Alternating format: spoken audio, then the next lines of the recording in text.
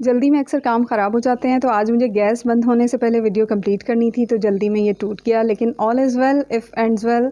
आप लोगों के यहाँ गैस कितने बजे और कितने घंटे बंद होती है, ज़रूर बताइएगा कमेंट्स। अस्सलाम वालेकुम। क्या आप जानते हैं कि हमारे रोज़मर्रा के किचन में मौजूद ये आम से साबुत मूंग, जिसको आम सा समझा जाता है और बहुत से लोग इसको खाते ही नहीं हैं, इस्तेमाल ही नहीं करते हैं। इसके अंदर इतने ज़्यादा फ़ायदे पाए जाते हैं, ये हमारे हड्डियों को, दिमाग को और क़ुव्वत मुदाफ़ियत के लिए ख़जाना है। तो आज मैं आपके लिए एक ऐसी ज़बरदस्त और सेहत बख्श रेसिपी लाई हूँ जिसमें हम प्रोटीन, कैल्शियम, आयरन और वो तमाम ग़िज़ाई अज्जा का इस्तेमाल करेंगे जो आपकी सेहत को बनाएंगे मज़ीद मज़बूत, और बग़ैर महंगे ड्राई फ्रूट्स के, बग़ैर महंगे सामान के, कम ख़र्च में हम ये मज़ेदार और आसान सी रेसिपी बना के तैयार करेंगे। इसको बनाने के लिए मैंने यहाँ पे 250 ग्राम हरे मूंग लिए हैं। 1 पाव आपने साबुत हरे मूंग ले लेने हैं और इनको जो है आपने इस तरह से अपना कोई किचन टॉवल, कोई साफ़ कपड़ा लेके उसको हल्का हल्का सा गीला करके, या उस पे हल्का हल्का सा आप पानी के छींटे मार लें या हल्का सा गीला कर लें। आप ऐसा भी कर सकते हैं कि गीला करके उसको बहुत अच्छी तरह से निचोड़ लें और उसके बाद आपने इस तरह से साबुत मूंग को डाल के अच्छी तरह इसकी सफाई कर लेनी है। इसके ऊपर डस्ट, मिट्टी वगैरह होती है, उसकी हमने बहुत अच्छी तरह सफाई कर लेनी है। आप अगर चाहें तो आप ये भी कर सकते हैं कि इसको आप धो लें, वॉश कर लें। भिगोना बिल्कुल नहीं है, और धोने के बाद फिर आपको थोड़ा सा टाइम लगेगा। आप पंखे के नीचे या धूप में फैला के रख दें ताकि ये अच्छी तरह से सूख जाए, ड्राई हो जाए। इसके बाद हम इसको पैन में डालेंगे और पैन में डालने के बाद हम इसको ड्राई रोस्ट करेंगे, इसकी खुश्क भुनाई करेंगे। तकरीबन आपको इसको भूनने में 8 से 9 मिनट लग सकते हैं। लो टू मीडियम फ्लेम करके लगातार चम्मच चलाते हुए हमने इसको भूनना है। बहुत ही सिंपल आसान सी रेसिपी है, थोड़े से इंग्रेडिएंट से कम खर्च में बग़ैर महंगे ड्राई फ्रूट के बन के तैयार होगी, और इससे आपकी हड्डियां मज़बूत होंगी, आपको दर्दों में फ़ायदा होगा और आपकी ओवरऑल हेल्थ जो है बहुत अच्छी होगी। और इस रेसिपी की ख़ास बात यह है कि आप इसको गर्मियों में आराम से इस्तेमाल कर सकते हैं और गर्मी सर्दी दोनों मौसम में इस्तेमाल कर सकते हैं। लेकिन कुछ इम्यूनिटी बूस्टर्स और हलवे और लड्डू ऐसे होते हैं जो हम ताकत के लिए बनाते हैं, वो ज़्यादातर सर्दियों में इस्तेमाल किए जाते हैं। लेकिन ये रेसिपी मैंने ख़ास आप लोगों के लिए बनाई है ताकि आप इसको गर्मियों में भी इस्तेमाल कर सकें। इसकी हमने अच्छी सी बुनाई करनी है। साबुत मूंग में बहुत ज़्यादा प्रोटीन, फाइबर, आयरन, पोटाशियम पाया जाता है। ये हमारे हाजमे को बेहतर बनाती है, खून की कमी को दूर करने में मदद देती है, जिस्म को तवानाई देती है और वज़न को बैलेंस करने में मदद देती है।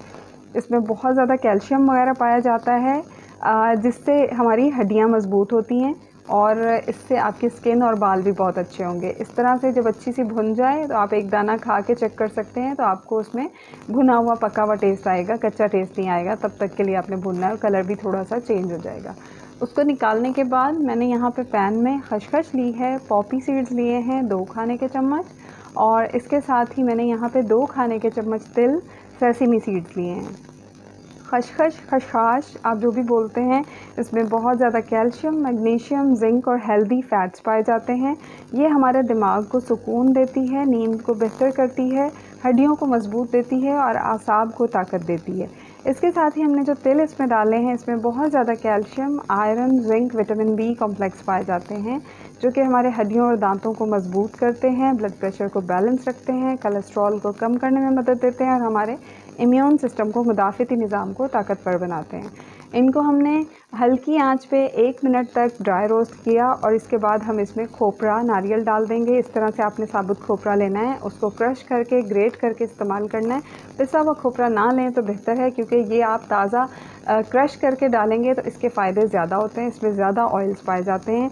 नारियल खोपरा जो है मैंने आधा कप लिया है, इसमें हेल्दी फैट्स पाए जाते हैं, इसमें बहुत ज़्यादा कॉपर और फाइबर पाया जाता है। ये हमारे दिल को सेहतमंद रखता है, हाजमा बेहतर करता है, तवानाई में इजाफ़ा करता है और ख़ास तौर पे इसके इस्तेमाल से हमारे जल्द और बाल बहुत अच्छे हो जाते हैं।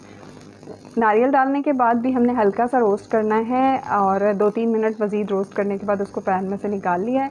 अब हमने जो साबुत मूंग भून के रखे थे उसको हमने ग्राइंडर में डाल के अच्छा सा पीस लेना है।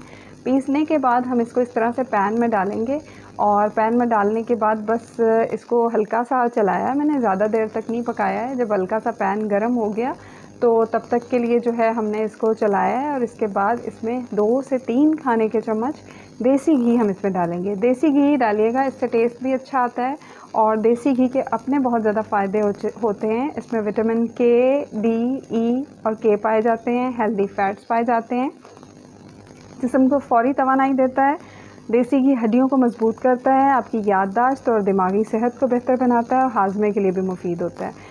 देसी घी डालने के बाद हमने इसकी मज़ीद लो टू मीडियम फ्लेम पे भुनाई करनी है अच्छी सी। तकरीबन जो है हम 7-8 मिनट इसकी मज़ीद भुनाई करेंगे लगातार चम्मच चलाते हुए। जब तक हमारी भुनाई हो रही है तब तक यहाँ पे हम नेक्स्ट स्टेप की तैयारी कर लेते हैं, साथ साथ उसमें चम्मच चलाते रहिएगा। 250 ग्राम मैंने साबुत मूंग लिए हैं, तो यहाँ पे मैंने 100 ग्राम मिश्री ली है। अगर आप दरमियाना मीठा खाते हैं तो 100 ग्राम बेस्ट है, ज़्यादा मीठा खाते हैं तो आप 150 ग्राम भी डाल सकते हैं, उससे ज़्यादा भी डालना चाहते हैं तो आपकी मर्ज़ी है।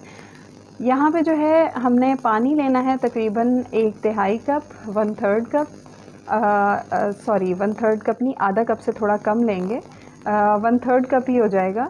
इतना पानी हमने लेना है और इसको चूल्हे पे मैंने गर्म होने के लिए रख दिया था। साथ ही इसमें मिश्री डाल दी है, तब तक के लिए पकाना है जब तक पूरी मिश्री अच्छी तरह से इसमें मेल्ट हो जाए। साथ साथ साबुत मूंग में भी चम्मच चलाती रही हूँ। और ये जो चीज़ें हमने भून के रखी थी, नारियल, खसखस और तिल, इसको जो है मैंने आधे को पीस लिया है और आधा मैंने ऐसे ही इसमें डाल दिया है। इसको भी इसमें डाल के अच्छी तरह से मिक्स कर लेंगे। और मिश्री और पानी का जो शीरा है उसमें हमने कोई भी एक तार या दो तार नहीं बनाना है, बस मिश्री पानी में अच्छी तरह डिज़ोल्व हो जाए, हल हो जाए। तो इसमें जो धागे वगैरह थे वो आपने निकाल लेने हैं।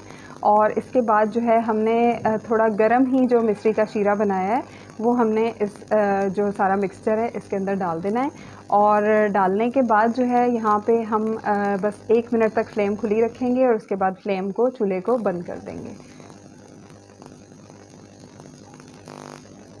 तो थोड़ा गरम डालेंगे। अगर आपने शीरा बना के पहले से रख लिया है, सिरप बना के रख लिया है, ठंडा हो गया तो उसको हल्का सा दोबारा गरम कर लें। और मिक्स करने के बाद जो है आपने इसको ज़्यादा ठंडा नहीं होने देना है, गरम गरम में इसके लड्डू बना के तैयार करने हैं। हाथ पे थोड़ा सा घी लगा लें और फिर इसके लड्डू बना के तैयार कर लें। अगर आप लड्डू नहीं बनाना चाहते तो फिर आप इसको ऐसे ही पंजीरी फॉर्म में भी खा सकते हैं।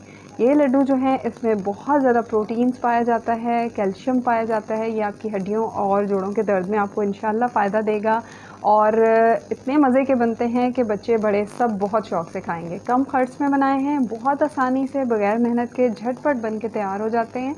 और इसको आप आराम से गर्मियों में 1 से 2 लड्डू रोज़ाना इस्तेमाल कर सकते हैं। तो ये साबुत मूंग के इस्तेमाल के लिए बहुत ही बेहतरीन रेसिपी है। साबुत मूंग को अपनी डेली लाइफ में, डेली डाइट में शामिल करें। इसके इतने ज़्यादा फ़ायदे हैं। अगर आप सब्ज़ी फॉर्म में, दाल फॉर्म में बनाते हैं, घर वाले नहीं खाते, तो आप ये रेसिपी बनाएं। इसके अंदर ढेरों फ़ायदे पाए जाते हैं। हमने सारे इंग्रेडिएंट ऐसे डाले हैं जो कम खर्च हैं, सस्ते हैं, लेकिन ढेरों फ़ायदों से भरपूर हैं। तो आप ये किचन काउंटर पे रख के 10-15 दिन आराम से इस्तेमाल कर सकते हैं। और फ्रिज में रख के आप इसको महीने भर तक इस्तेमाल कर सकते हैं। मैं ताज़ा तोड़ के दिखा रही हूँ, फ्रिज में रखेंगे तो ये थोड़े से हार्ड हो जाएंगे। बहुत ही मज़े के बने हैं। वीडियो में कमेंट ज़रूर कीजिएगा आप मेरी वीडियो कौन सी सिटी या कंट्री से देख रहे हैं। वीडियो को लाइक कर दीजिएगा और दुआओं में याद रखिएगा। अल्लाह हाफ़िज़।